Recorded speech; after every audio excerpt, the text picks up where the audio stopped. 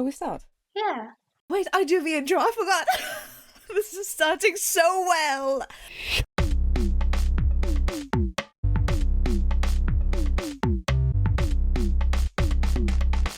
This is mishmash. I'm Mish. She's Mash. Or the other way around, I don't know. This is a podcast. Hello.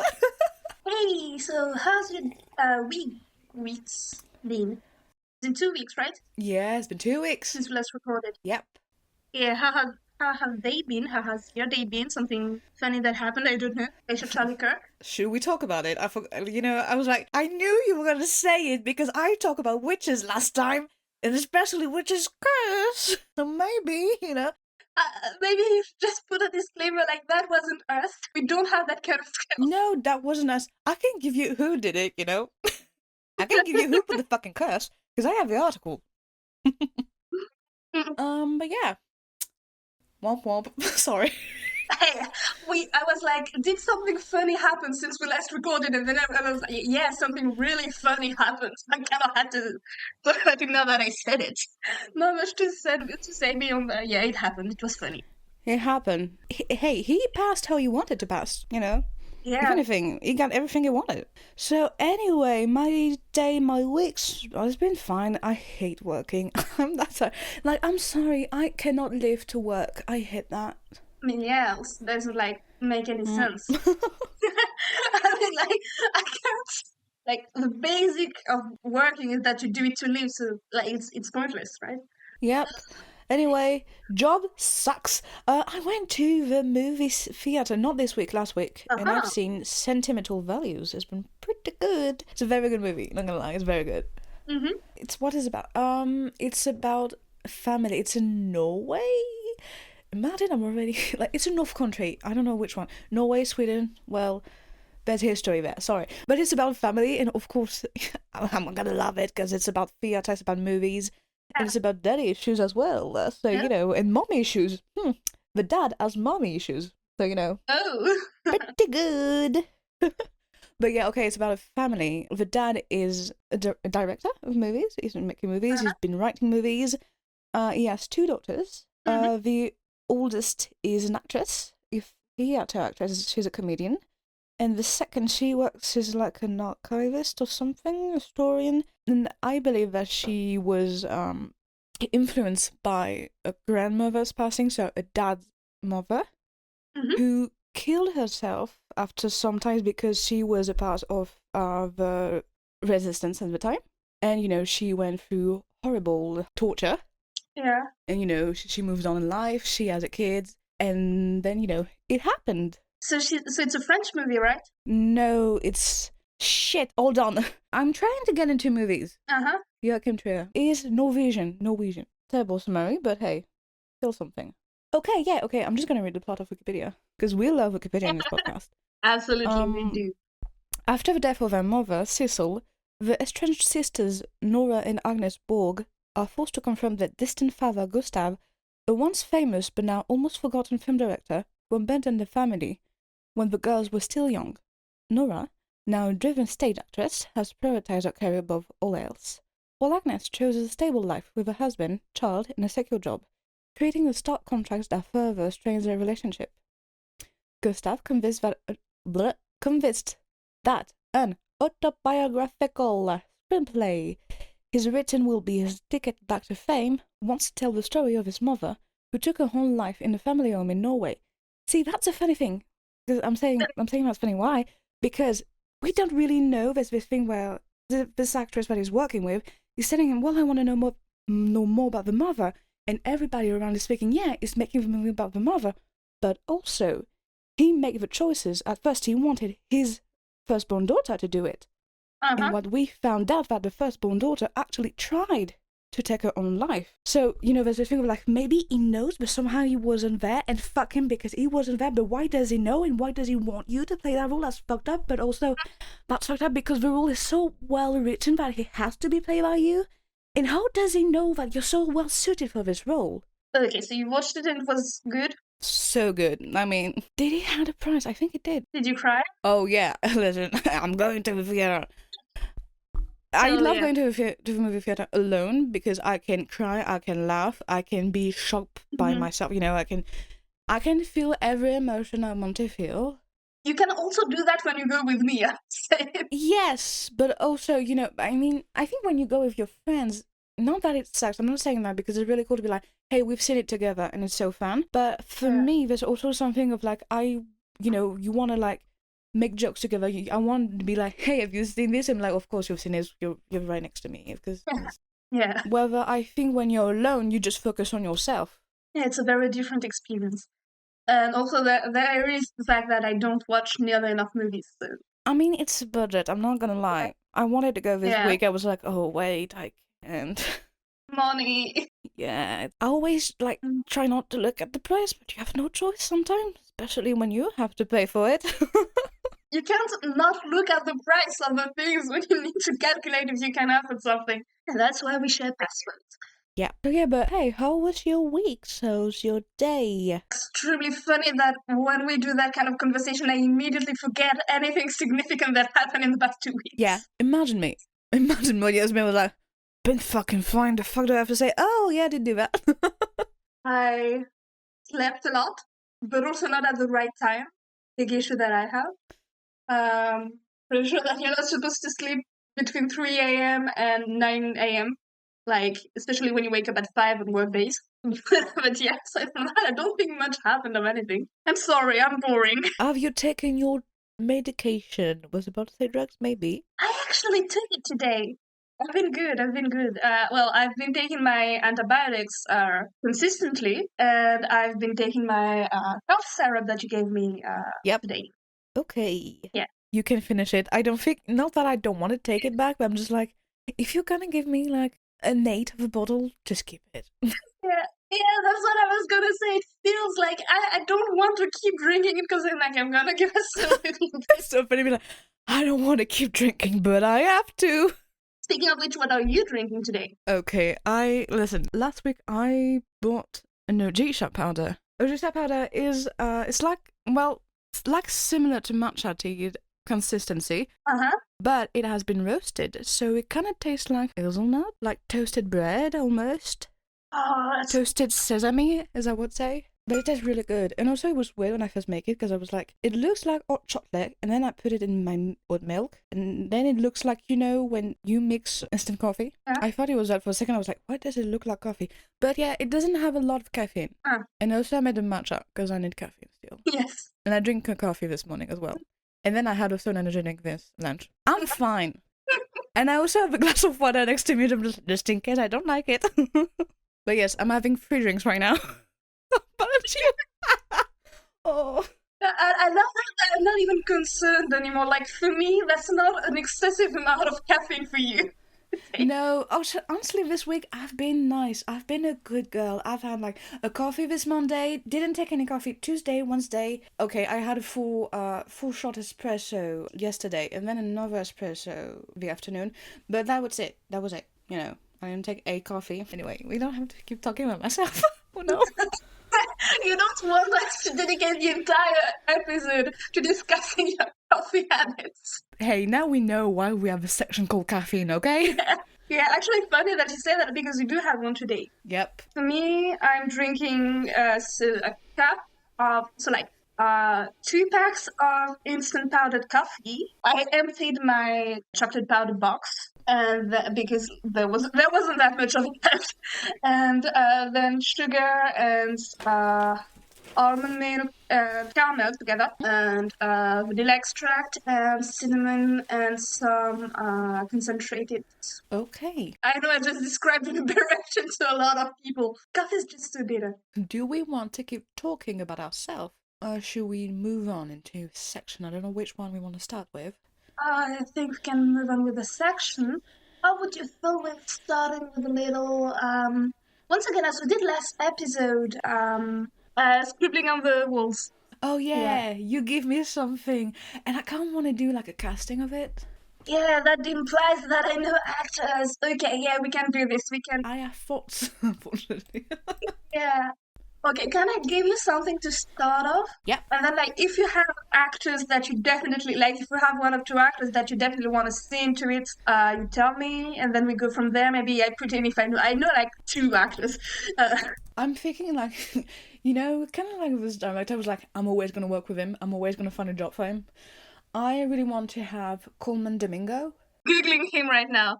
Okay, yeah, I see him. What did he do? A lot of things, clearly.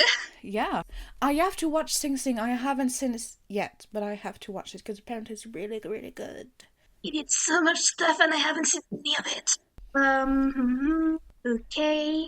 So I wanted to prompt you, keeping in mind that you have to cast Coleman Domingo in the leading role. Well, now that I say it, yep, I have to. Yeah, kind of. I wanted to prompt you to give me. How do you feel about horror? I'm feeling horror. You can give me horror. Is it my predilection? No, nope, nope. But hey, we can work something. But like, how would you do horror? How would you do horror if you had to? I'll do it. How? You don't have to. You can't tell me. No, concept is important. No, here's the thing. I think he can be great in horror. I want to see him in horror because I don't. Has he done a horror movie? Well, okay, there's blood on this poster, so maybe okay. Never mind. But yeah, I want Commander to go in a horror movie now that you said it. Okay, got it. What kind of horror do you like best, or do you dislike least? I don't know, whichever. I'm not a big fan of horror just because I don't know a lot about the genre in itself. Uh-huh. I don't watch a lot of horror. Okay, so are we feeling more like blood and gore, thriller, ghost story, paranormal stuff like that? I'm not a big fan of psychological horror. No, I'm not. I don't think I'm going psychological. Paranormal is interesting. Do you want to go thriller? I'm gonna say no. Maybe it's gonna take a thriller turn, Uh-huh. Got it. but that's not my intention right now. But maybe it will. I don't know. Okay. So we're thinking paranormal, fast-paced. Yeah, Okay. Where does it happen? I really want like a queer, like a rock picture show talking Ah. about, Uh-huh. you know. And also because it has been in like the Sabrina Carpenter new music video Tears, which is itself inspired by the Rock Picture Show. So, but he was a drag queen. Do I want to put him in drags, or do I just want him to be a fabulous gay man? It depends how. I don't know. Let's keep him fabulous gay man. Yeah. We could do drags. I'm not closing that door. But for now, colorful gay man. Yeah. Where does it take place? Because I didn't answer your question, not gonna lie. Do I want it to be in the US? I'm thinking like a small flat. Yeah. So flat. Okay. I'm seeing bricks. Like a building. Okay. So we're thinking like haunted flat, haunted apartment. How about a haunted city? Would it be too much? Oh, love that. No, not too much at all. The thing I always often find a little frustrating with paranormal horror is that it's always like these big, super big mansions and houses that are haunted, and like, that's not relatable. I like I don't have to worry about ghosts because I never have to worry about. I can't live in a place like that, so ghosts someone gonna bother me honestly. So yeah, I do love a more relatable haunting. That's lovely. Yeah, and I also think there's something about the paranormal being the city. Oh shit, everything is fucked up. If you give me haunted city, I have so much thoughts on our architecture. I really love like the concept of a haunted city like being alive. And there's this thing that I really love about this imagery of like the city being having like a pulsating heart of some sort, Oh yeah. and the streets being like blood, um, veins pulsing everywhere, that kind of vibe. And something I also really, really like about the idea of a haunted city is like the maze capacity of it. That's very natural. I love a good maze and like realistic fantasy of like being in the city itself being the maze. And also, you can't trust fucking anything. Yeah, exactly. That street was right there. I didn't dream, did I?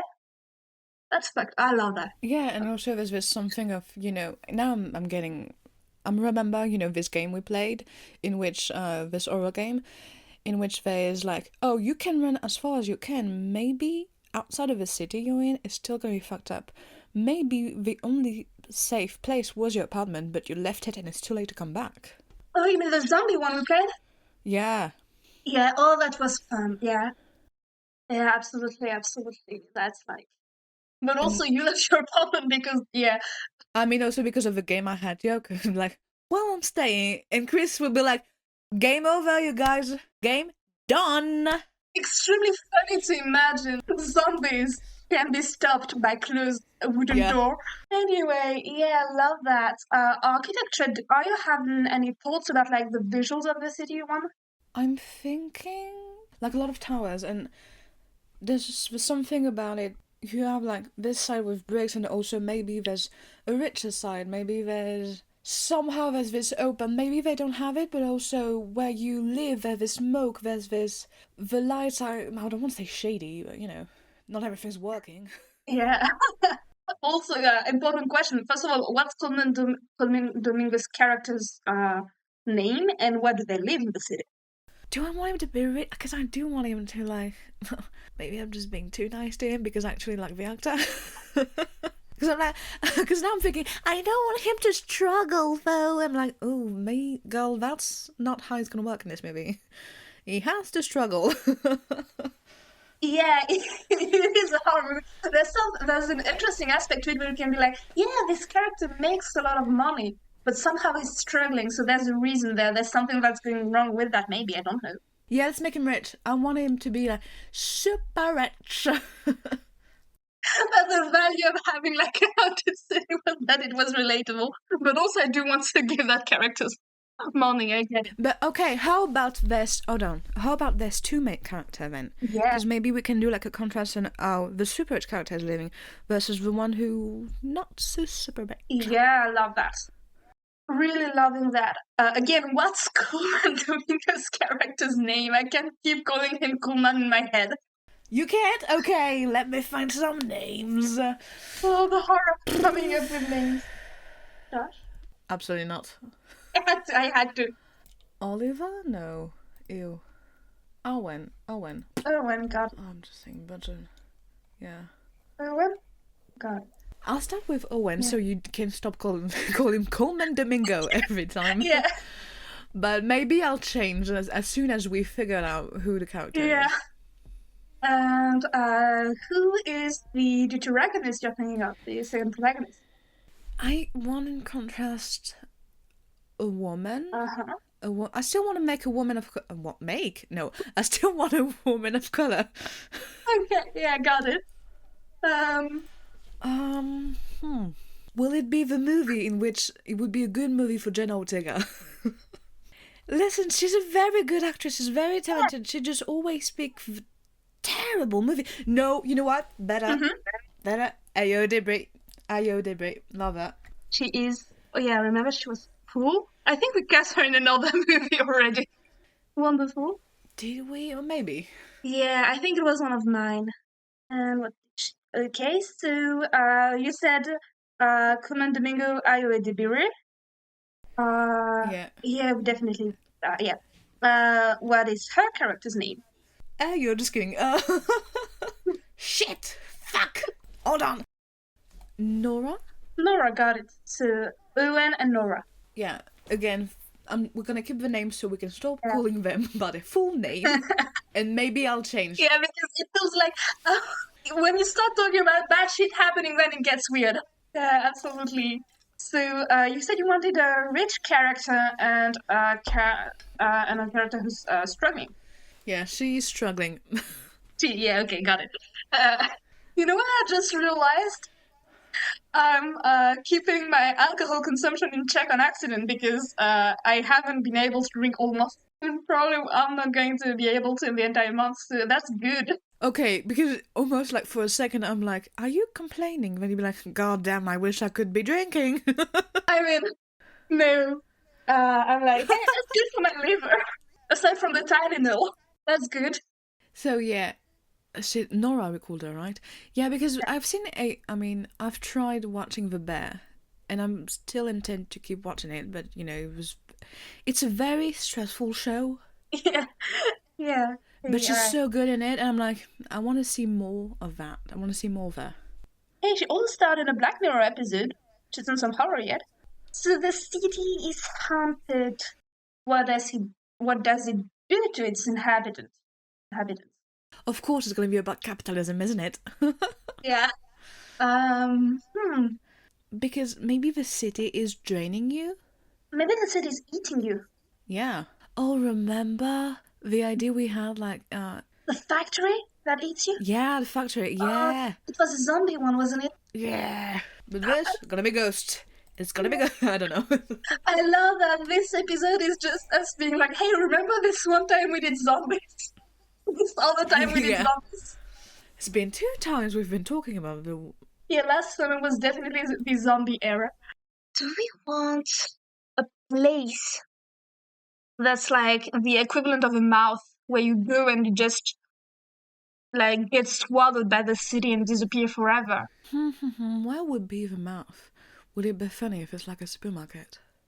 It might be. Whatever it is, I like the idea of there being like this sort of compulsion, in that one E2 story of like, people wanting to go in there, like feeling that call of it. What if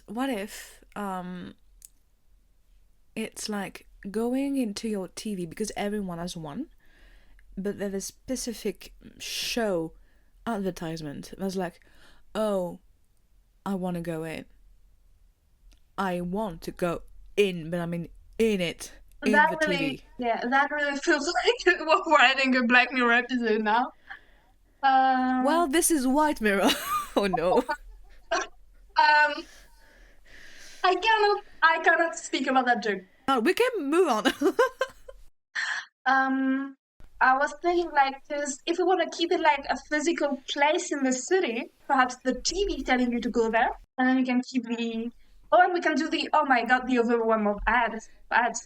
Yeah, I think, I'm thinking either ads or, when like a certain politician making a speech on, suddenly every show, every information, which is normal for information channel, but still there's this feeling everywhere around to be like, wait, we gotta check, we have to take a look. It's like, do you?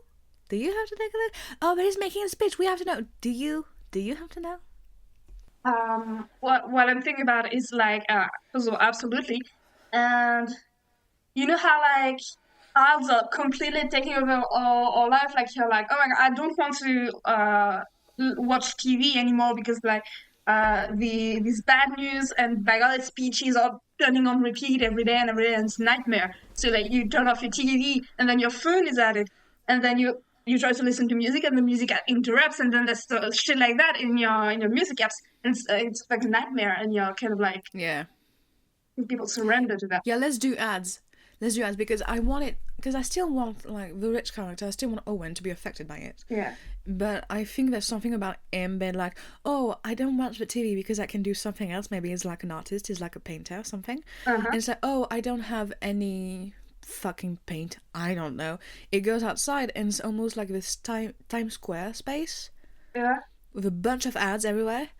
Which is, by the way, making a quick note here, it's so funny that Times Square is a space where, for me, I've learned to be like, hey, if you go to New York, you have to go there because it's so cool. I'm like, it's just a bunch of ads. Yeah, and It's a bunch of eyes on screen. dreadful light pollution, that's about it. Yeah, he's like, but there's so many screens, you have to take a look. Do I have to take a look at a bunch of ads I can have on my phone? And why do I want to? Yeah, that sounds like a Spotify subscription with like more I don't know. I could have that shit on Spotify for free, like not getting a premium account. Yeah, and I really love this idea of like it being absolutely everywhere and like attacking you, and at some point you're like, okay, fine, I'll listen to the ads. Yeah, the thing of, oh, you have no choice. Like, oh, you can skip the ad now, but in the video that you're watching for this content creator, he has to like have a partnership with someone. So then he's going to make an ad in the middle of the video. And then at the end, he's going to thank the partnership for him to be able to make this video. And then at the end of the video, you're going to have a ad from whoever platform you're on. Absolutely. Oh my god. Quick note there. You can edit this away if you want. I was so pissed off about it. I was listening to a video about like Memory Duty. Oh yeah. Yeah. Well, about like one episode of the Holocaust, and like a really, really horrible thing, really important thing to talk about and remember, obviously. But like it was this really gruesome story, and the video itself was like, yeah, this is important to remember in all its gruesomeness because of Memory Duty and everything. I had some issues with like the tone of the video, but that's not the point. The video was pretty good. And then at the end, they're like, and hey, let's think white food are responsible for that. I'm like, you can't do that. You can't.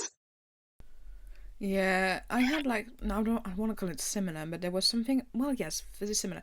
I was watching like this, I don't want to call it like murder case something, etc. And I don't know, I had that period in my life Yeah.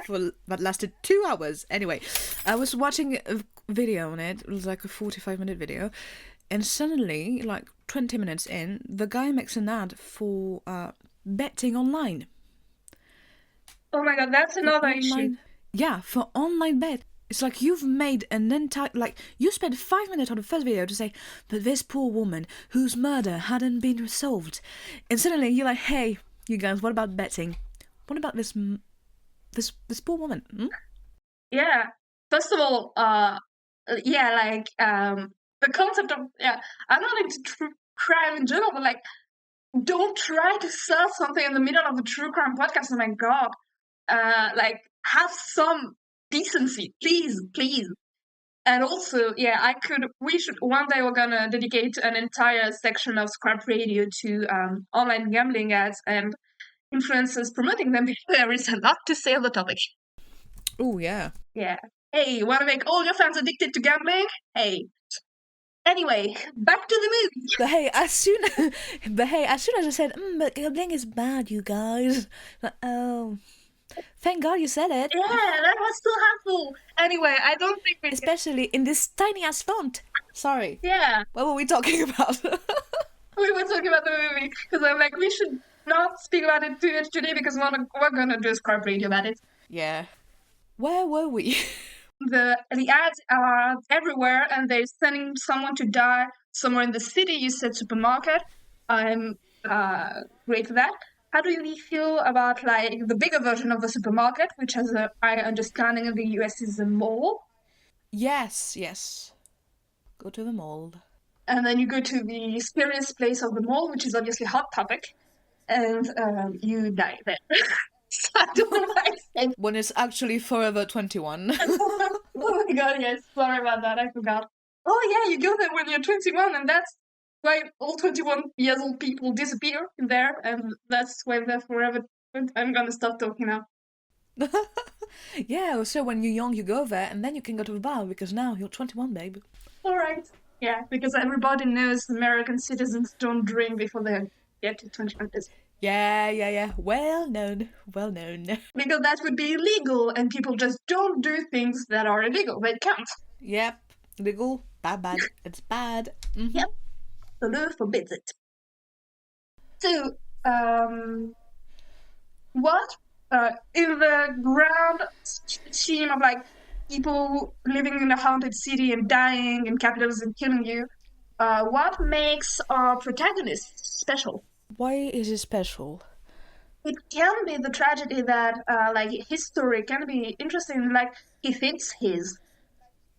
Like, perhaps this idea of, like, he thinks he's safe because of X or Y, and in the end, all the things he thought protected him end up not mattering. That's something. Yeah. Yeah. I don't know. Why is it special? There's something about this, and this is not shade. I'm just thinking aloud. That sometimes I'm like, maybe we don't want to focus on special people. Like, they're just, I don't want to say normal, but they're just here. We just happen to be following their story, because we could be following whoever's stories. Yeah. And I think to talk about them, what would make Owen, who is Owen? For me, I kind of want this idea of someone who's been struggling as an artist and has been picked up by whoever grand artist, and suddenly now he can afford this and he can afford that, and he became his own legend. but also it's something that makes him alone. Yeah.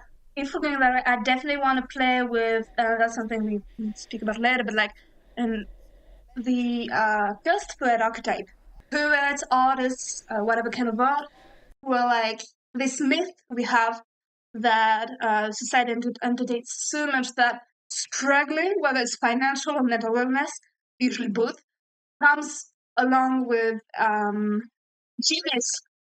Oh, maybe there's some Dorian Gray shit in his story. I don't think of, the idea of like, oh, but he has a painting that keeps him young and whatever. But something about this artistry of him and how he plays himself. Like a performance. Yeah. And yeah, I really want to love into that. This wrong idea that people dream into artists that, for example, Vincent van Gogh, had the talent he had because of how much he was struggling.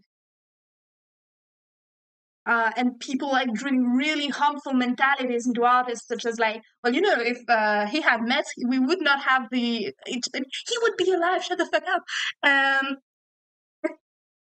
Don't care about the painting. That's a human being. And also, like, no, he would have lived long. His talent was because he was talented, not because he was struggling. If he wasn't struggling, he would have made other stuff, and perhaps for longer, and perhaps not, but he would have been alive, and that's what matters. So I really love what you're doing for like performance, and perhaps feeling trapped in that role. I really like what you said. I mean, there's something about. I mean, yes, of course, there's a performance, but also of like, first idea, there's also this thing of like, you can be a great artist, and that doesn't take away that you're gonna be mentally struggling. You're gonna struggle like your life. Your talent doesn't come out of struggle, and these two idea can like this thing of you are talented because you're struggling, and also be like, well, if you had money, he wouldn't be struggling. It's like, well, talent is it no matter what. Like, I think like in the bigger context of the horror movie we're talking about right now, I like the idea that like the way we internalize this archetype, and I think in a lot of different ways, like that when you think about like Hozier's Too Sweet song, the grand culture in general kind of feels like another version of this cursed poet archetype with like tortured genius. And there's this dimension in the song that's kind of really interesting of like doing this to yourself because you have internalized that's what talent is. That's the price of genius. There's something really self-satisfying about matching that archetype, even when you're aware of it. And I think in a horror movie that leads to a level of how do you say? Oh yeah, self-fulfilling prophecy.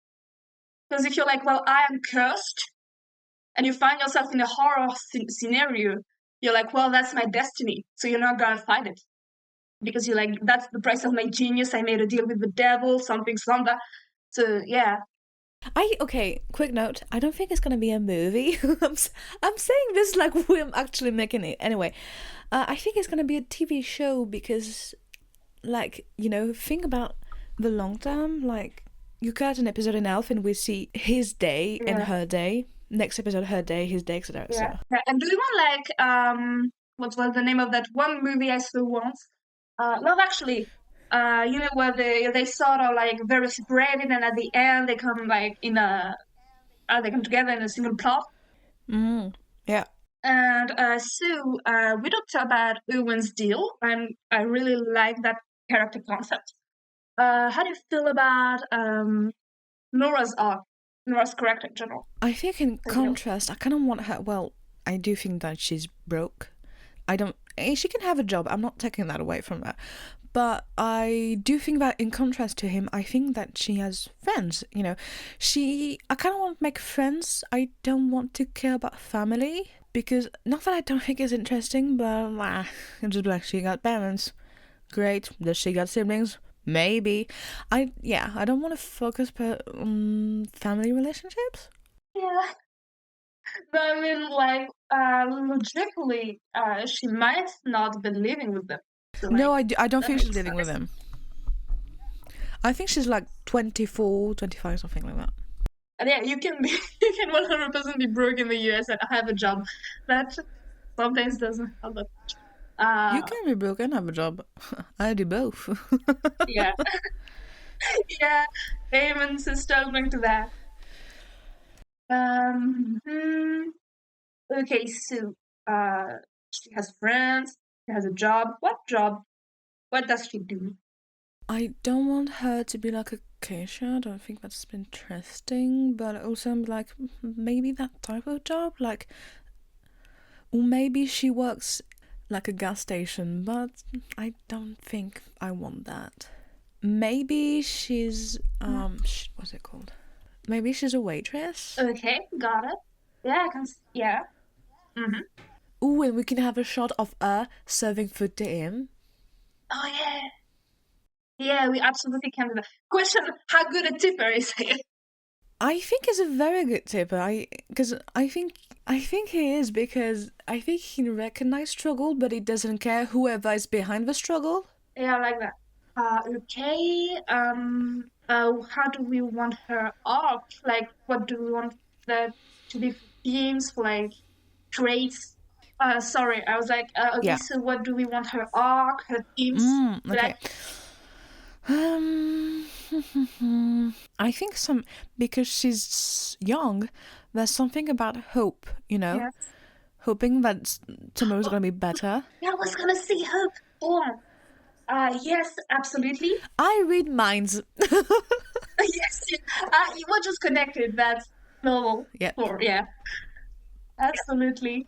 I'm always like, I want a depiction of hope that's like, gritty teeth optimism. Yeah. I love the idea of a contrast between a character who like maybe could get away but has convinced himself that he's a tragedy, and that being a tragedy is his purpose in life, and a character who's like has all the cards against her, and she's like, no, fuck that. I don't accept that outcome. I mean, I just have this shot of her like running, but she's not afraid. Mm-hmm. She's not necessarily angry, but she's going to. You somehow you know that whenever we stopping this this show, she's gonna be okay. She's gonna find something. She's gonna find a way. Yeah. Yeah. Do you know that poem? And fuck, I don't remember. I need to Google who wrote. I need to check out who wrote it. Hope is not a bird, Emily. Ooh. It's a sewer rat. So it goes. Hope is not the thing with feathers that comes home to roost when you need it most. Hope is an ugly thing with teeth and claws and patchy fur that's seen some shit. It's what thrives in the discards and survives in the ugliest parts of the world, able to find a way to go on when nothing else can ever even find a way in. It's the gritty, nasty little carrier of such disease as optimism, persistence, perseverance, and joy, transmissible as it drags its tail across your path and butts you in the ass. Hope is not delicate, beautiful bird, Emily. It's a lowly little sewer rat that snorts pesticide like there were lines of coke and still shows up on time to work the next day, looking no worse for wear. Yeah, so I really like that poem. I'm sorry that I turned this into some kind of like poetry reading line. Uh, but yeah, I really, really like characters who I think match that vibe. Yeah, like, realistic, unrepentant optimism. Yeah, because she sees the world for what the world actually is. I'm still in contrast to Owen. Yeah. She know what the world is today, and he can just go back to his tower and not see it, and he will be fine. But she has to go outside. She has to see the shit, what is going on. Something I was thinking about like anger, the way we think about anger sometimes, it's like optimism is a happy thing for as long as you can keep that going. Like, as long as you can be like, I'm hopeful for the future, I'm thinking happy things, I'm imagining myself 3 years in the future, thriving, this and that is great and everything. And that's a happy thing for as long as you can keep that going. And when you run out of fuel, like when you don't have enough to keep going with dreams, I think like there's a lot of anger you can put into it. Like we treat anger so much like it's a negative emotion, but I think a big part of it is like being like, no, fuck that. I'm just out of spite. I refuse to lose. I refuse this outcome. I can't see a way out, but I'm not going to give in because I'm too angry at the possibility that this might be Yeah. the only way things could be. You know what I mean?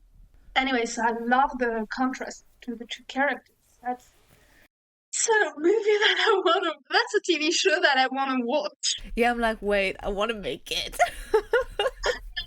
Also, I feel like it would have such awesome music. Honestly, Yeah.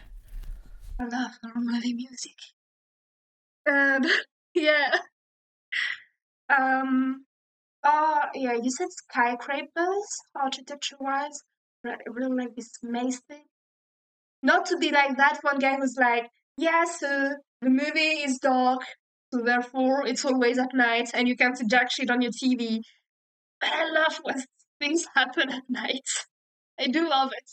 I do think things are gonna happen at night. I don't know what we actually how the story is gonna go, but I think things happen the day. Yeah. You just maybe you don't see it because you have to go to work. But if people are outside protesting, you're gonna hear them.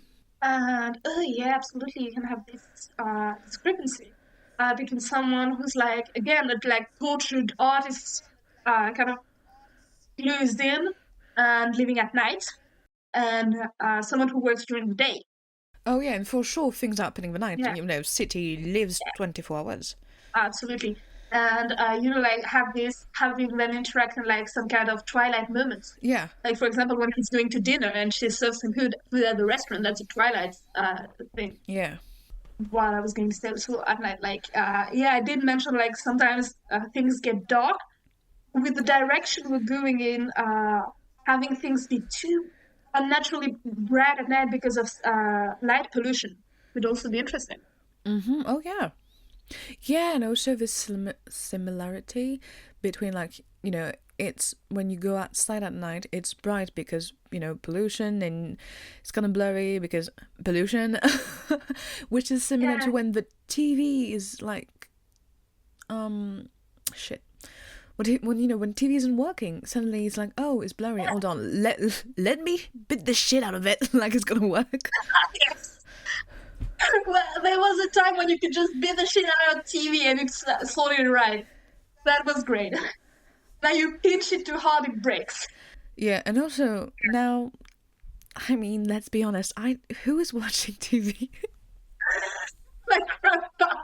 Like, I'm sorry, but my parents are. But like, my friends have a TV, but they're not watching actual TV. They're just watching. We're watching films on it. That's what we're doing.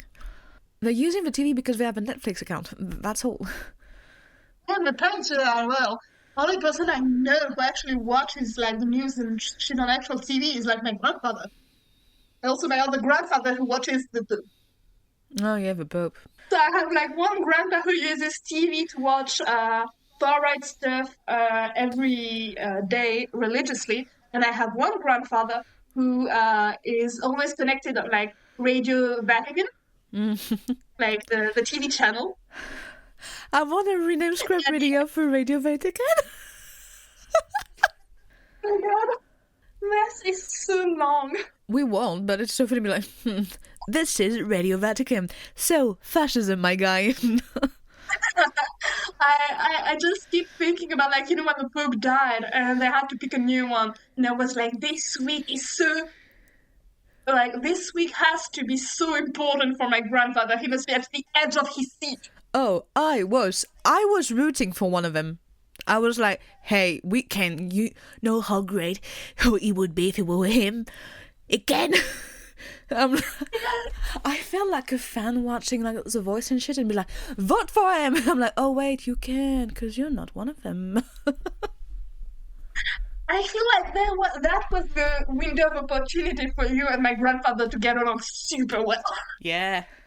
I wanted to go so bad to the Vatican to be like, hey, someone can do the funniest shit and make a documentary right now. And what we're gonna try and do is outmatch the sales for the movie.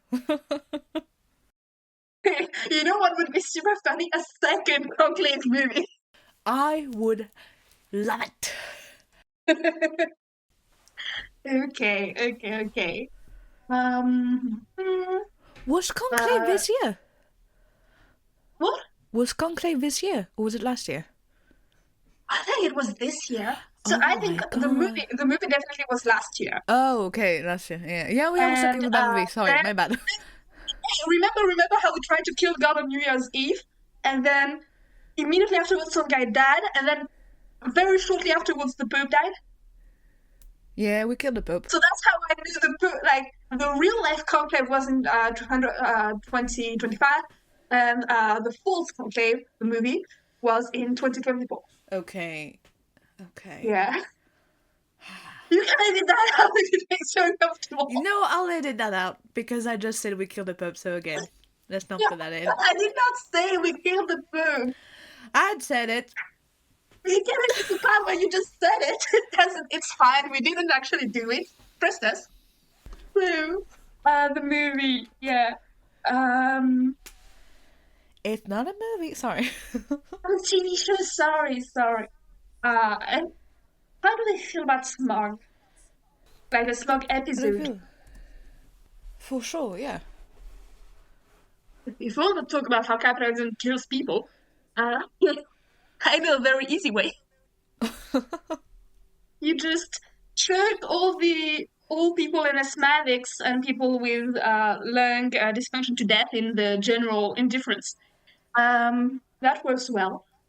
And that's why we can ensure that really you can't see jack shit on the TV, actually, even during the day. So if we wanted to make as hard as possible for the viewers to actually see the actors, that's a possibility. I keep thinking about what you said about like the TV glitching before you kick the shit out of it. And because I remember the first sentence of a book that I haven't read is like the sky is the color of a TV glitching out. Yeah. Yeah, that's so cool. I love the idea of like this city absolutely saturated with light pollution and suddenly like glitches a little to the right.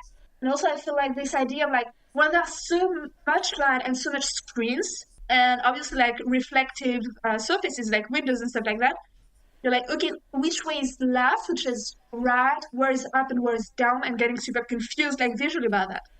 Like, yeah, the characters are in a maze of like, I can't find my way out, but also the viewers are kind of like disoriented as well. In terms of what actually kills people who are dying, we mentioned mole that eats people. Yeah. Do we want the mole that eats people to just be there? Like, so if you people are attracted to this part of the bowl, and then they go down, kind of like Inferno style, and then they just walk into a really dark spiral staircase, and then they never come back. That's the vision I have. What if instead of going down, they go up, but they never come back down again? That's interesting. I would think like 9 circles of hell. So like 9. Yeah, but you don't like him. Just kidding. Yeah, because I was thinking because like 9. I'm looking for the word. That's what's happening right now. Levels. 9... Yeah, 9. Yeah. 9 floors. 9 floors of the mall. And I really like your idea because like you can have this like going, and especially if we also keep like the disorientation thing of it where we don't know which way is up and which way is down. Yeah, I think because I had like this image in my head of, the, what is it called? Is it escalator in English as well? Yeah, absolutely. I think it is. Yeah. Okay, anyway, I had like this image of them, of just a bunch of people going up, and you have the normal stairs right next to it and be like, oh, but I can just use them. And then you start doing it and you're like, oh, I'm fucked. I can't turn back. I can't do it. Kind of also felt if you're disabled. Metaphorically so, right? And what I was doing also with there is like the illusion of an ascension that is actually a descent to hell. So people are going up. Yeah, also that. I was like, no, actually, hell is up. Yeah. kind of thing. I have the song "Stairway to Heaven" in my head right now. It's appropriate. And yes, I like the idea of like them going like there being 9 floors of the mall, and the higher they go, the more they're drawn to going even higher, and then they're just lost. Yeah. Question, because again, I am a gore horror kind of guy. If that's not your vibe, you tell me. Also, like, there's merit to never showing the bad thing, and there's merit to tricking the viewer into thinking you're never going to show the bad thing, and then you show it at last minute. And, the viewer has the time to think, okay, actually, maybe it's scarier that I never see it. And then they get whiplash of like, oh, okay. No, it was worse, actually. Yeah, oh, for sure. Oh, yeah. This feeling exactly. Yeah.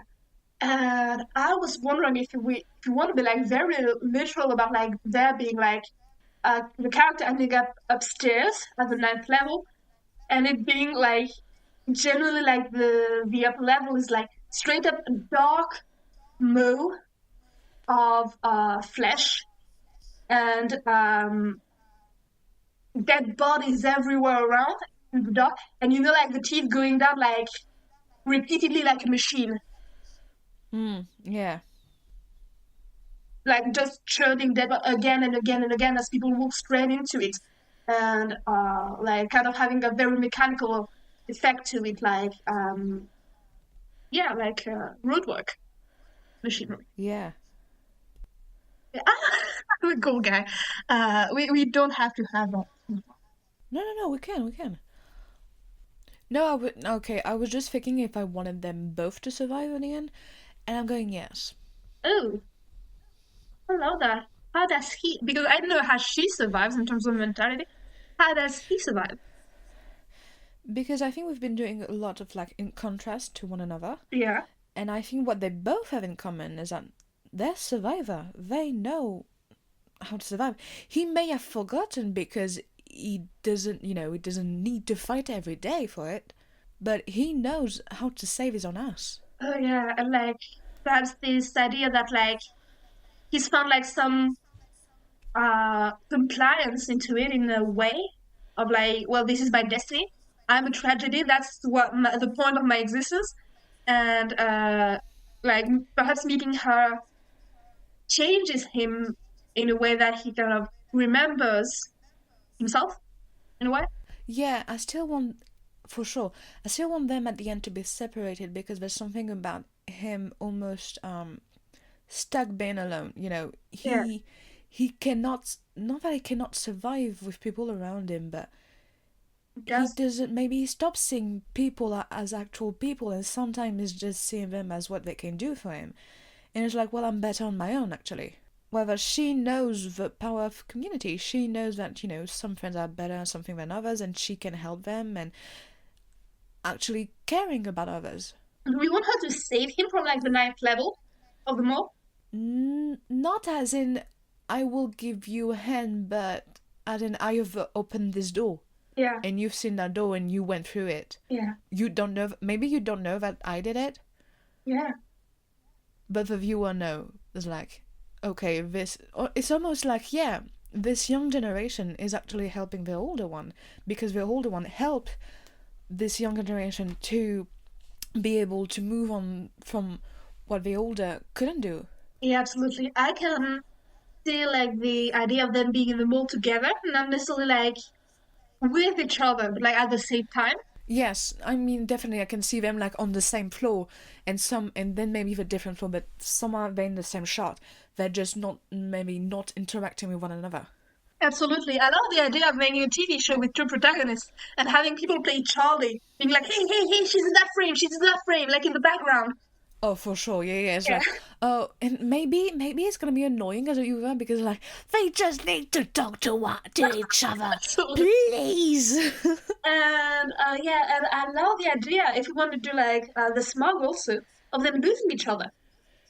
Like Oh they yeah. escape the mall, and like finally, right at the like they're together. Finally, they got downstairs, and they're finally like talking to each other and doing like if there's a need to fight something, they can do that and everything. and then they go outside the door, and you're like, oh, okay, so I finally have the two protagonists interact, and then they lose each other in the smog. Oh yeah, for sure. There's also this thing of, I think there's this theme of loneliness. And you said that she had friends. Do the friends die in the movie? Oh my god, the show. Do the friends die in the show? Do the friends die? There's a part of me that's like, well, people gotta die. Sorry. You have to die. But I'm like, oh, there's also this, this power of, maybe they get hurt and it's like, oh, at the end they're like, they're not all gonna survive. Do one of them passed? Maybe, they had a fight in the group and one of them was like, fuck you, I'm gonna be on my own. Yeah, absolutely. So that, the classic horror fans are like, see, this is why you don't split the group. I do like that. I like, yeah, it does need to have stakes, but also it doesn't have to be as clear cut as do all of her friends die or does someone die. I think we have a good concept for a TV show already. We just need to email Coleman Domingo and Ayo Diburu about it. All right, I'll do it. Hey guys, we got a concept, and I think you'd be really interested. I also don't have a budget, but I can do it. I don't know how to hold a camera. I don't know how to give direction, but I'm down to do it. Also, would love to do a remake of the L Word. I'm putting it out there. I would love to do it. I can do it.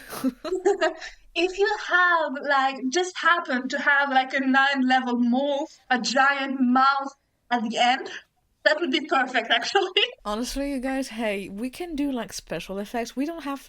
For the 9-level mole, we can do CGI, good CGI, not shitty CGI. For the mouth, you know what? For the mouth, I would love, a real construction. That would be lovely. I want, I'm not saying I want a real explosion. I'm not Christopher Nolan. Being like, oh, actually, I would love to do something about a bomb. Let's explode some shit up. Yeah. No. This is terrible for the planet. I think we should criticize capitalism in a TV show by building a giant mall, and then we sell the TV show to Netflix and Amazon Prime and watch them fight about it. I think that's a great concept. Oh yeah, for sure. And we do merch also. We sell merch. Oh, of course. And there's gonna be, you can have knockoff on websites and shit. Yeah. And you know what? Fuck it, do it. I'm like, I was gonna say make a joke about having doing a criticism of how capitalism eats people and selling merch that's made selling merch from what's the name of the Timu. Oh yeah. And then I was like, this isn't actually funny because it's not an exaggeration. It just happens like that, so it's not funny anymore. It's just a fact of what's happening every day. Yeah, my brother sent me a video that was a joke animation about Mr. Beast doing horrible videos that hurt people, and I was like, I get that it's supposed to be comedy, but it's not funny, but because it's not actually a caricature, it's just how things are. Yeah, I'm just like, oh, it's just what happened. It's just a rich guy who's gonna tell people, hey, how about you have no privacy and I'm gonna make your life hell for a month, and maybe I'll give you money at the end. How would you like to be in the Hunger Games? Yes, take this bow, please. You're gonna need it. I think for cinema effects you should be wearing a braid. Don't worry about that. Yeah. Joke cancel. It's sad, actually. So are we done with the TV show? Yeah, I was gonna say I think we're good on that. I like it. I'm good with it. Yeah. I'm gonna add a couple notes. I don't know how many notes. One note. I think it's important that we. We know. But I think in general. Yeah. Why am I talking like I'm talking to a bunch of people? But basically, because you're talking to the investors that are going to make this TV show a reality. Yes. Stress. What I've been wanted to say, I want to ask you. I want more writers for this show, and I'm saying this because there's acknowledgement that these two characters are black, and I want black writers. Yeah. There's there's a story that could be made about them, and the story of struggle, and somehow they're not tortured, they're surviving, they're going to survive this. Yeah. So I want black writers on my team. Absolutely. Yeah, yeah. Another note, what can I say? Oh yeah, I want to not be. I want to have as many episodes as I can. Uh-huh. I don't want to be tied to the eight episode TV shows. God, yes. We can have a filler episode in the middle of that. So, Oh, horror yeah. castle, they go Of to the course. Let's bring back. We go to the beach.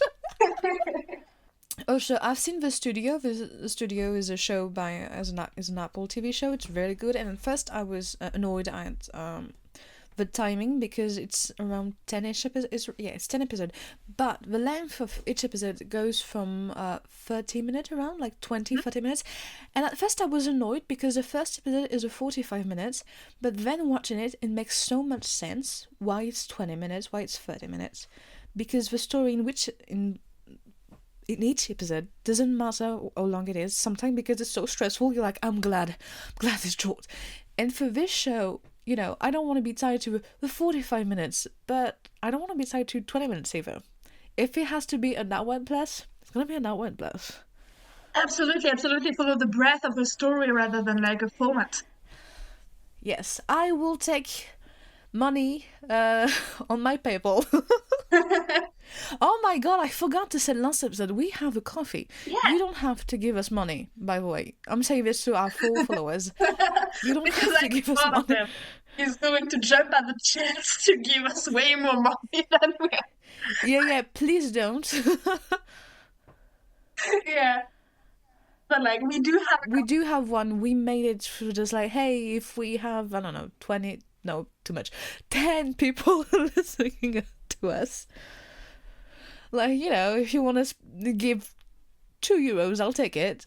But yeah, you don't have to give us money. It's not the intention of it. But we did do one. Yeah, but it's like, you know, the budget expenses of, you know, drinking the coffee that we need in order to make this podcast. Yeah, already finished my 3 drinks. Yeah, well, that's it for Scribbling on the Wall. Do we have Book Nook and Caffeine? Which one do we want first? Should we do caffeine as a sort of, you know, the break between rambling? Yeah, absolutely. Caffeine, okay. Do you want me to start with asking you one of the questions we got? Yeah, because I don't have a lot of questions for me. I mean, I haven't wrote. I haven't written the questions there. Okay.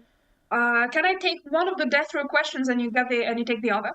I mean, I was about thinking both. Let's do both. Because first I wanted to do last minute. I was like, wait, if you're on death row, what the fuck did you do?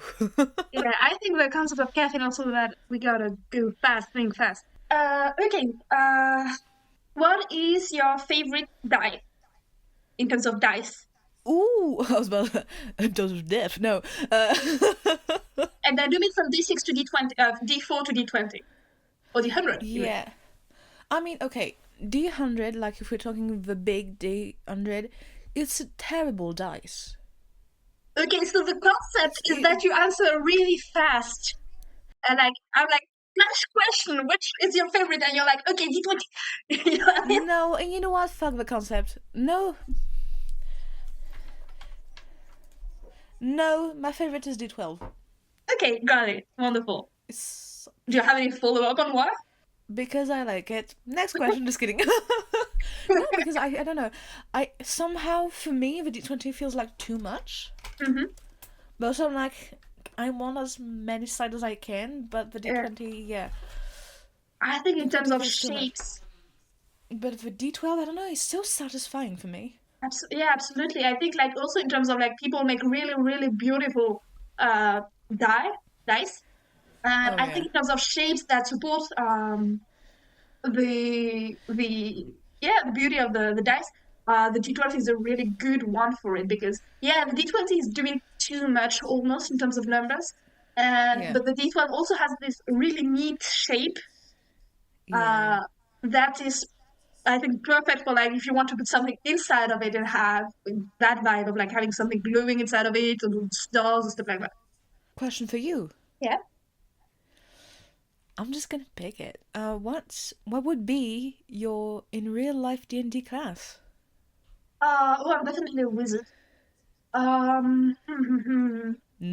Sorry. As I ask a question about D&D. What class would it be? Probably college of the, well, no, college, scribe, probably. I'm a nerd and I'm a writer. Yeah, I'm a scribe wizard. Sorry, I'm not Oh, original. Scribe. Okay. Yeah, I know you like that. That's why you like it.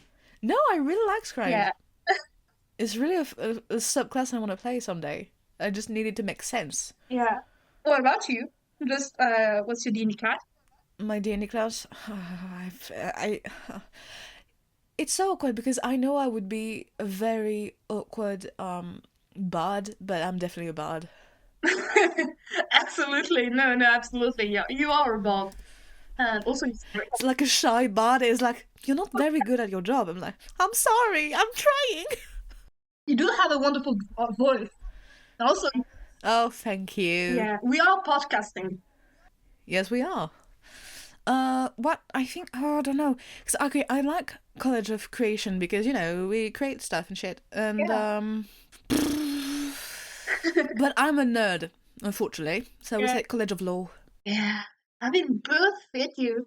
But also, both are nerd classes. I want to specify. Bard, first of all, we are taking D&D classes. Everybody's nerd. Second of all, Bard creation is also a nerd experience. Both fit you, but like, just wanna. Yeah, but Law is giving book nerd, you know, it's like I Yeah. want to know the secrets, you know, kind of like when you're in a story class, and you're like, actually, if you look at a certain angle, it looks like gossip. Absolutely. Yeah. I love that. I really, really do love that. Wait, oh, so what's your favorite? Your favorite dice is also the D12, or do you have another favorite Uh, dice? Die. Well, I would say it's like between like D8, D10, D12 for the same reasons. okay, Probably like the D12 also.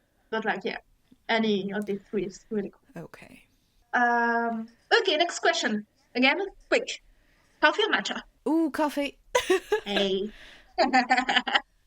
Okay, now that. But also I drink both, so. Yeah, no, that's why I was like, hey. Oh yeah, wait. I mean, okay, no, actually, I'm interested. Coffee or tea for you?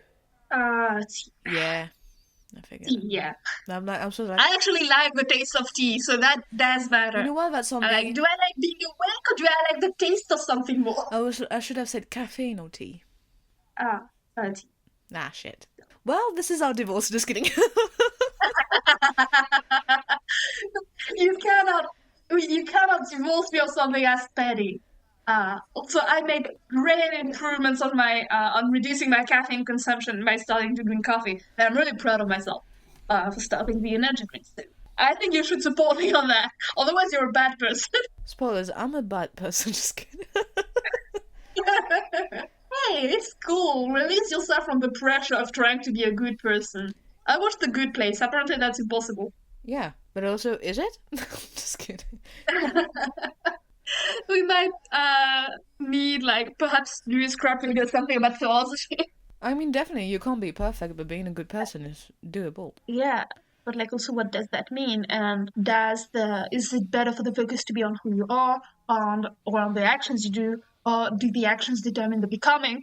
That's a headache. Yeah, stop listening. Just kidding. Hey, anyway, I'm a bad person and I'm cool with it. That's less pressure. Because also when you're like I'm a bad person and then you do a good thing, you're proud of yourself. Here's the thing, I can't say I'm a bad person because I'm thinking about terrible people and I'm like, we are not the same. Yeah. I cannot say I'm next to you. I refuse to do so. So I'm gonna say I'm fucking great. I'm gonna say I'm better than you. Yeah, I get that. I feel like I have poor self-esteem and then being like making the choice of doing good things is like, oh yeah, I'm a terrible person, but actually I'm not that bad. So like I think going at it the other way around helps. But I definitely see your point because yeah, I'm a bad person, but I'm not that bad. See, for me, it's like I'm For a sure. good person, but I'm not perfect. Yeah. Yeah, absolutely. You definitely are. Listen in my eyes while it's work. You also are a good person, so you know. Thank you. That's top 5 crushes of the day. Abria Hayenga, What? Eric Aishi. Ooh. Oh shit, what's her name? Okay, I'm also gonna say Rahul Kohli. Uh-huh. I'm going to say Sandra Oh. That's 4. Yeah. Oh yeah, God. And last one, Aubrey Plaza. God. Here you go. Yeah, I'm gonna do my own just for fun, Yeah, if you want it. please do your Yeah, own. yeah. First of all, my girlfriend. My lovely girlfriend Boo! is number one. Don't give me the Please don't read. give me the coward answer. Give me someone else. Of course, your girlfriend is. So number one is my girlfriend. Number two is Abria Iyengar, and that's me. Yeah. And honestly, even that feels painful to put Abria Iyengar as number two or something. You know what? For that, give me 6. Then, if you're gonna say you still keep her, then give me 6. Yeah. Okay, so so my girlfriend, Abria Iyengar, Erika Ishii. I know, it's not my fault. These two women are these two people are the people they are. Then we have what was the name? I'm so bad at name. I forget the name of my friends. Lucy Liu. Ooh, yeah. What else exists that I like? Oh, Ali Beardsley, obviously. No. Mm-hmm. I'm such a boring person. I was like, well, Emily Axford. Oh shit!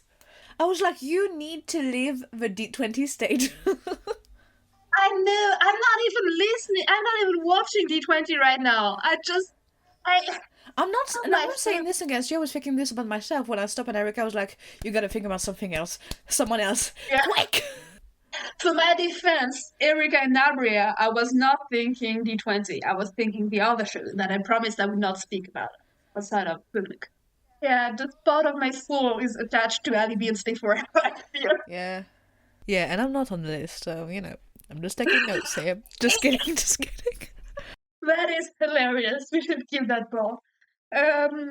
Yeah, I think I said 6 people. I know you're upset that there will be 20 people, and that is 100% because I don't know enough celebrities. So hold on. We have your girlfriend. We Yeah, have Abria. We have yeah, Erica. We have yeah. Ali. And I said Lucy Liu. Oh yeah, I see. Yeah. Okay. And if you think that's too much D20 people and I need to boot Emily out of that It's list. fine. It's. Oh wow. I'll take her then. And I have you so don't much want her, respect. I will.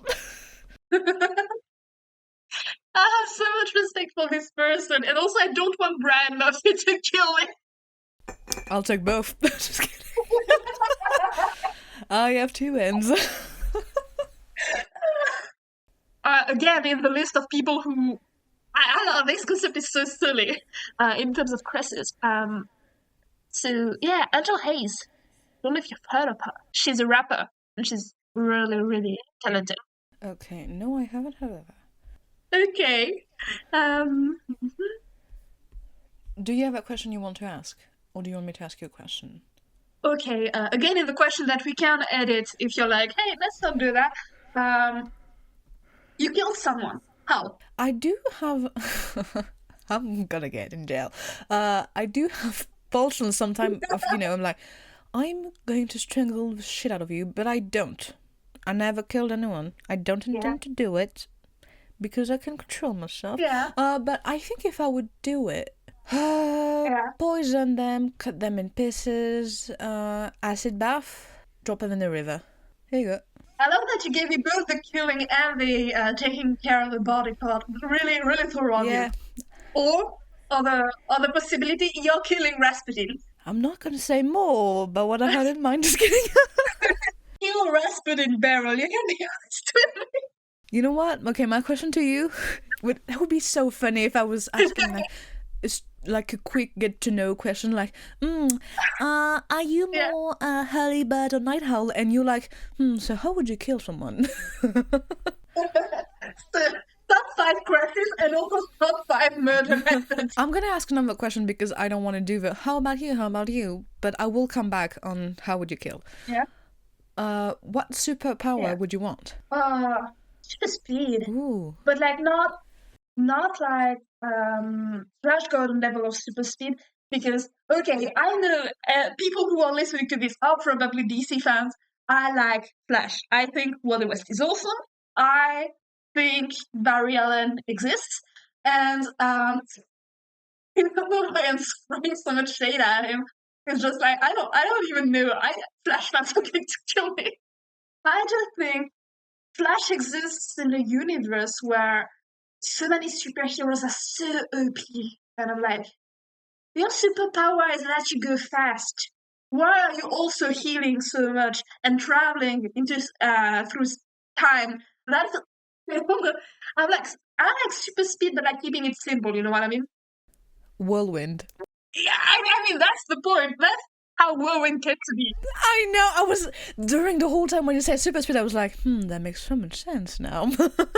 Yeah, absolutely. It's like I think my idea of like as a superhero would be like, what if Flash was lamer? What if he was kind of a bit slower and also and also did not have all the other cool shit that Flash could do? We love Mercy. Yes, thank you very much. Do you think perhaps our listeners might need some context? Yes, let's talk about it. Honestly, yeah, at this point. And also speaking about it, so do you want to introduce it? Well, how am I going to introduce it? So, we write.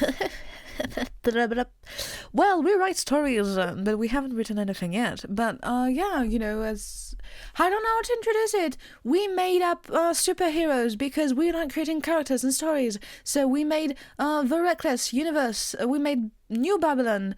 It's pretty cool, you guys. We got shit going on. Hey, breathe, breathe. It's okay. I can do it if you want. Oh, I can. Thank God. Okay. So yeah, we have this universe we created together with superheroes, which has, as Beryl said, fictional cities like New Babylon, and a lot of fictional characters, fictional superheroes, civilian cast, recurring villains, stuff like that. And we are hoping one day, potentially, to write a TTRPG in that universe. So, like, perhaps you could have like potentially one day you can play with us and play with your friends in that universe. And I would love one day to also publish stories that happen in that universe. Yeah, with these characters we made up together. And Beryl was making laughing because I said my favorite superpower was super speed, which is the superpower of the first OC created in that universe. It's called Whirlwind because she goes very fast. And And her civilian name is Mercy, so we love her. And also, James Gunn, if you're listening, listen, I got ideas, man. yeah, and I love that you said that Mercy is a character and we love her because when you said it earlier, it did sound like you were being like, and we love Mercy, and we love extending Mercy to our brothers. Well, do we? I like it framed better as compassion than mercy, but yeah. And yeah, and also I wanted to say, quick note, my girlfriend also has a lot of superhero ideas. Yeah.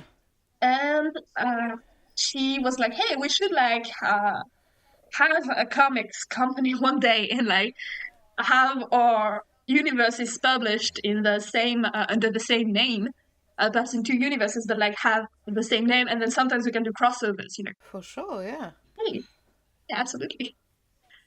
So that's yeah. And just for the record, what would your favorite superpower be? And do I get a bonus point if I bet it accurately? Yes. I don't know if it would surprise you because I don't think you know. I don't know. Uh, Uh, I'll say first, and yeah, then you'll tell me if that was it. All right? got it. I really love reading minds.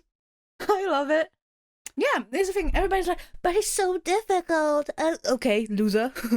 Sorry, give me the angst. Give me the pain. Give me the struggle. Yeah, I love gossip. Also, sorry to be that person, but you can manipulate people then. You like gossip so much. And I'm like, I did not mean that's terrifying, as if like, oh, too much information, that's scary. I mean, that's terrifying, and the idea of you being able to read other people's mind is terrifying. Yeah. Let's go. I have a list of people we can meet. We can take over. Honestly, No offense. I think you can take over the world without needing to read people's mind. But if it makes you feel better, we can add that to the to-do list. Yeah, and also, it's like, how strong are you? Because you can read people's minds, but if it's, the first thought and the guy was thinking is like, oh, I have to go to the bathroom, it's like, okay, that's not interesting. That's because That's not interesting. I want to go deeper than that. Ew. Alright. But also, like, there's a dimension of it that feels very real, that feels very, like, curse-proof. Yeah. You are cursed with knowledge. What did you think I would pick? Well, I'll be obvious. You said you're not going to guess it, so I was like, oh yeah, so that's not it. But I was thinking chronomancy, like time manipulation, vocal theme time manipulation. Oh, yeah, because I love it, but also that scares me. Because, I don't know, in my mind, I'm like, things are gonna happen anyway. Like, if you go back in time, I think you can change it by doing something. I'm like, probably not gonna work, love. Yeah, you're just creating alternate realities left and right. Yeah. It was a good idea. It was a good idea. I'm like, okay, that would be my number 2. Yeah, I really like there's something really sad and also really beautiful about like being able to create a reality in which the bad thing did not happen. But also being able to slow down time is also really cool. Yeah. Oh, yeah. Slow down time is the power of my OC. Yeah, his name. Her hero name is Echo, which, honestly, not that I hate it, I still love it, but every time I'm saying it, I'm thinking of your suggestion that was Sirens, and I'm like, that's not bad actually now. But we keep Echo for now, because I have too many things called Echoes in my life. You can also have her like go through an identity crisis and change her name at some point. Yeah. Yeah. But, as like, but say an inside thing, but, now it's on a podcast. I'll still call her Hiko, but a civilian name is Lucy. Here you go. Yeah. Shia and bisexual disaster. Yeah, and Mercy is a lesbian disaster, by the way. Yay. I'm gonna ask you the last question, if that's alright with you. Absolutely. Which is, how would you kill someone? I think my question is boring. That it depends, because I think the trick to killing someone. Boo! Just kidding. The trick to killing someone is think about it. Okay, who's gonna give a fuck? Obviously, the first part is the police. So you're like, they're not that competent. So you have to think individually which method is going to make the police be like, well, okay, accident, we solve the case for each person. So based on like elements of their life, you're like, is it more efficient to tamper with this? Is it more efficient to stage a car crash? So yeah, it has to be very individual, but also you don't have to think that deep about it, because again, the police are incompetent. Again, and the exception to that would be if it's like a person who's both like very rich, knows something is up, maybe might hire security, might make the difficulty harder, and in that sense you would have to like think a lot more about it. Okay. But what's a method of murder that seems like, oh yeah, we'd do that? Ah, fuck, I need to remember the name of this medicine. My aunt is a veterinarian and she told me about that. Really, a medicine that is not, I don't think it's a good idea to say on podcast. We're like, hey, we're here to spread resources to all the people. Okay, we can just say medicine. Yeah, there's a medicine I know that's like unrecognizable on autopsy and can cause like cardiac arrest. And yeah, police will always be like, oh yeah, it was stress. Is it like a syringe or something? No. Again, I'm thinking like the kind of thing where or like a pill? Yeah, pill. Okay, okay. So we're kind of similar. Like, I'm poisoned, but like, oh, I don't know what kind of poison. I'm thinking dump something in the food and they'll hit it or something. You're like, okay, let me pull a little pill. Let me replace a pill and all the stuff like that. So like, yeah, if I didn't have any context at all, that's probably what I would go with. Let's do book knock. Are you okay with that? Yep. Please, go ahead. Okay, so have you heard of Words Beyond Number? You have, if you listen to episode 1 of Mishmash 2 weeks ago. But yeah, no, it's a podcast that that's an actual play podcast. So for the people who don't know, actual play is a type of storytelling which is the intersection of long-form improv and playing a tabletop role-playing game. So the most famous tabletop role-playing game is Dungeons and Dragons, but there are also many, many, many more. And what's beyond numbers is basically four really, really, really talented actors, improvisers, comedians playing together, creating a story together. And they have one long season, which is called Book One of The Wizard, the Witch, and the Wild One, which is completed, and it's a Dungeons and Dragons story, and it's my favorite D&D podcast actual play I have ever listened to. They are currently doing a very short four episode mini season, which I would say is not actual play so much as free role playing based on the game of Clue. Because like you can't honestly, Clue is not like it's not a tabletop role playing game, because it's just a board game. So more or less they are playing the characters from the game Clue and trying to solve a murder and everything.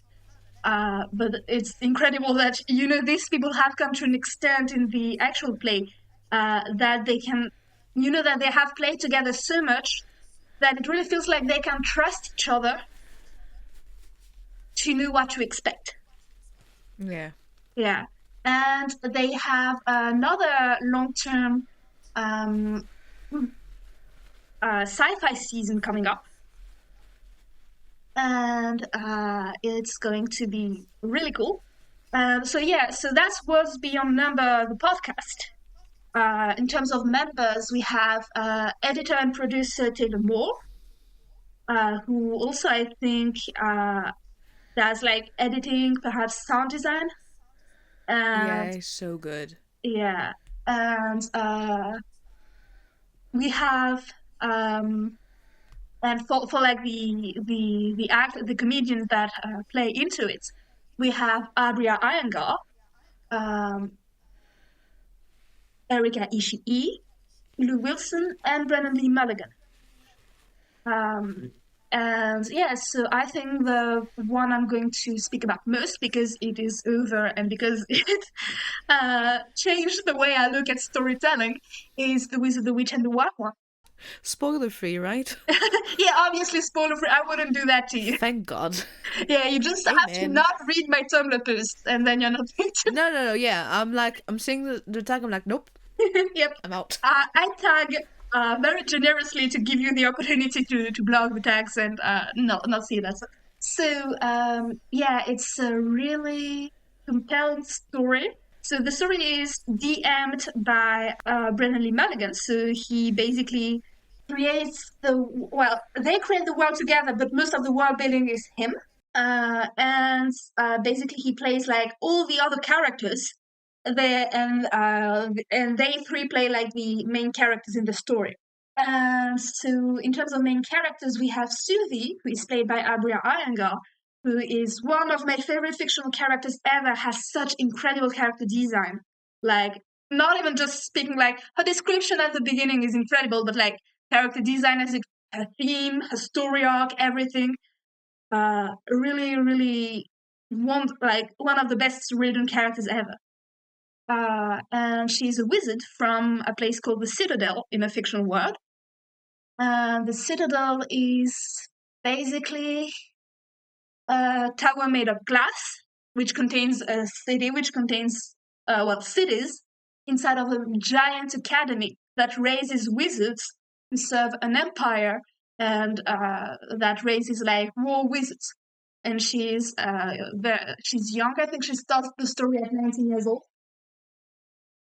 And she's coming into herself as a wizard of the Citadel with like all the political implications of the story. The politics play a very, very big part in the story. And when she was young, that's not spoilers again. That's the first episode. There was like an attack because of a war, and her parents felt that she was not safe staying with them, so they sent her for a summer in a witch's cottage.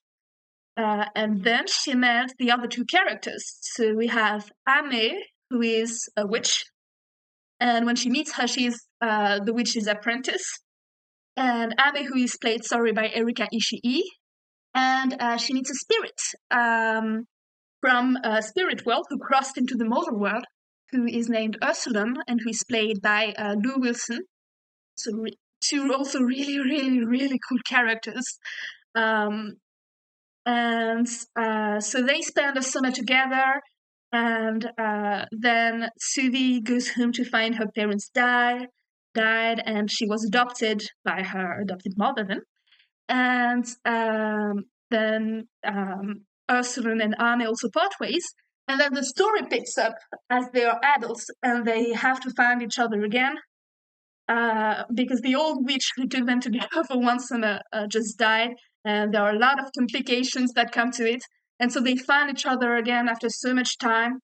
And they have this very special bond between them, but there was also a lot of things that happen in the meantime, a lot of propaganda, a lot of, just being exposed to the hard realities of the world very differently for different people. And now they are adults, and now they have no choice but to reckon with the politics of the world and the horrors of it. And the thing that's really, really, really good about this podcast is it has a lot of attention to detail and a lot of care and a lot of love for all the characters, all the places, everything. So it has a kind of, they sit like Ghibli movies as an inspiration. And there really is that element of, they will describe the beautiful witch's cottage in a lot of detail. They will describe the city, the beautiful city, in a lot of detail. They will do everything so that they themselves as players and us, the audience, fall in love with the city. And therefore, when the airships come, they describe the horrors of war or the horrors of everything horrible that happens in this story that I can't spoil, but it's really, all the bad things that happen in the story, they describe them with this exact same level of care and detail. And they have a talent for making you fall in love with things that you might lose, and that's really powerful. So Ame plays the part of the Witch of the World's Heart. And Lou Wilson plays, again, the spirit Ursuline. I can't give more detail. The son of the wild bear, which is a great spirit. So he's also named a wild one. That's why the name is The Wizard, the Witch, and the Wild One. The Wild One is another name. Characters in this universe called spirits. And he comes from a forest. He is different parts animals. It's a really, really powerful story on many levels, with 3 extremely compelling character arcs. Also very beautiful relationship arcs. And one thing I also have to say about the people who did like the editing, so Taylor Moore and additional sound design as Fortunate Horse for this season, the music is extraordinary. The witch's theme is my favorite my favorite theme from all the songs in the story, and it's like really something that makes it extremely special. How much the sound design adds to this podcast, it's really like beautiful. I feel like I'm saying a whole lot of nothing and just saying, this is really cool, but this podcast puts so much effort into the audio universe of it, the sound design and the music, and it's incredible. if there's one thing I would say against it, which is less against it and more be careful, I wouldn't recommend this to you if blah blah blah. Yeah, So that was something I was about to ask. yes. This is a D&D podcast. So obviously, all the people who don't like the concept of a D&D podcast should not listen to it. That's, yeah. You know That's, who you are. Sorry. I mean, that makes sense. And I get it. I get why you wouldn't. Uh, Yeah. I, uh, yeah, I think it's really, really cool. If you don't like the concept of a D&D podcast, it's not for you. If you like the concept of a D&D podcast in theory, but really wish you would listen to a D&D podcast that was like dedicated to the game and the very sticking close to the room of the games, doing no homebrew, sticking to very much a dungeon crawler with a lot of fighting monsters and stuff like that. This is also probably, as you probably already guessed from the way I was speaking about the world building, not the podcast for you. Also, they homebrewed stuff. Like the witch and the entire witch class for Ame and the Wizard of the Citadel subclass for Suvi are homebrews. Yeah. Which so the funny thing is they did not have to do them. Like Ame could have been a cleric, no problem. They decided it, and that's honestly, I really like the witch. I'm very excited to get Patreon for 1 month so I can actually look at what the witch class actually is. But I think like the witch class is something specifically designed for it, which I kind of like because like yeah, she could very much have been a cleric, so it doesn't feel like unlike some of the D&D podcasts where you're like, well, you could have just used another system if you were going to do that much amount of homebrew. It feels like you could have done that without homebrewing it, and therefore it does actually feel like, Like it's personalized. yeah, like it's personalized, like it fits the story great, and not like patchwork. You know what I mean? Yeah, for sure. Yeah, and also the witch class just looks really, really cool. Like, also extremely funny thing that they did was people kept guessing what subclass Subi was going to be, and I think they were kind of like, I might be wrong, but I think they were like egging them on to keep guessing which subclass, and they were like, hey, homebrew. That's so weird to do, though. It's very funny. To be like, I've read your theories, you guys. Keep that coming because my answers is gonna be interesting. Bria is on Tumblr, and sometimes she reposts meta, and sometimes she writes meta about her own character, and that's very precious to me having insight on like from the OG creator on the character. That's super interesting, very interesting thing to read too. And yeah, so like if those are things that are like things you're not going to look at in an actual play look for in an actual play podcast, then you shouldn't watch Wizard Witch and the Wild One. If those are not things that bother you, then I don't see a reason not to listen to it. Okay, question. If someone maybe isn't really into D&D, not that they don't want to, they just never really played or they don't really care about it, can they still listen to it as a podcast, like a storytelling podcast or something? Or is it going to be difficult with the rules, etc.? Absolutely. I don't think... so I think if you're used to listening to long-form stories already, it's absolutely not an issue. Because, like, first of all, they start at level 1, which is kind of rare for this team of players. Yeah. Which is funny because therefore they're struggling a little to be like, oh my god, I can't do anything. But yeah, they level up really slowly. Okay, interesting. So I think because of that, people who are obviously, I'm not, I didn't go into it as this being my first D&D podcast or anything, or my first D&D game. So I come from a place of knowledge. I may But you will feel but comfortable recommend it to people who are like, hey, this is actually a good story, and I would recommend it. Yeah. So absolutely. I think it is an extraordinary story in and of itself. It's not like how do I say that? I think it has more value as a D&D podcast. Like, as a D&D podcast specifically, it feels more like the ideal that I would have of a D&D podcast than other podcasts that use the D&D system might be. It's not perfect in that regard, but it feels kind of close to it. And but it also just is a really incredible story on its own. And because the story goes so slow and there isn't fights every episode, the fights are pretty rare, which also means that they're more impactful when they do happen. You get a lot of time to learn the mechanics and you never feel lost about it. By impactful fight, do you mean deadly fight or just big fight in general?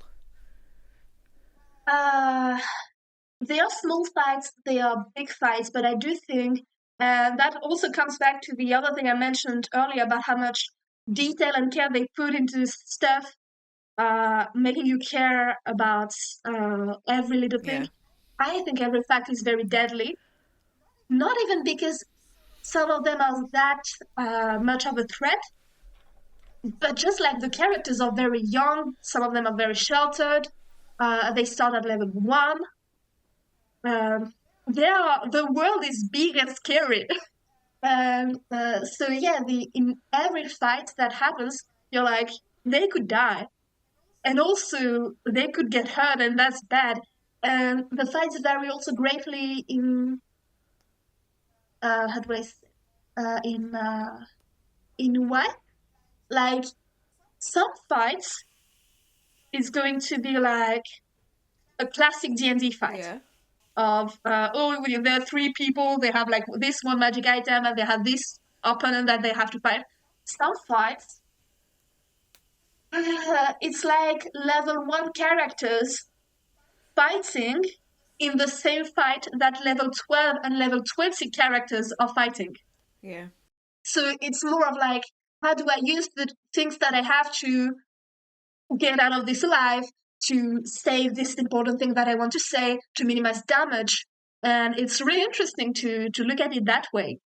And yeah, so there's a lot of variety in fights, and all of them are very unique and very powerful in their own way. All right. Is there anything else you want to add about Worlds Beyond Number? Except to listen. Oh yeah, obviously. Listen to it. yes. Obviously. So Words Beyond Number is available more or less anywhere you could look for it. If you type Words Beyond Number, you will find a place you can feel comfortable listening to it. It's free. They have a Patreon. Go check that Patreon out. It's worth it. And I'm not just saying this as an ad, like, go give them money. It's like you have all the talkbacks that are on the Patreon. And you have the Children's Adventure, which is like a little pre-season that goes back to the summer that these 3 characters spent together when they were children. And I've had like just snippets from it so far, and it's so cute. Oh, yeah. It's adorable. Ursulon is a little baby bear owl something spirit. Yeah. And it's so cute.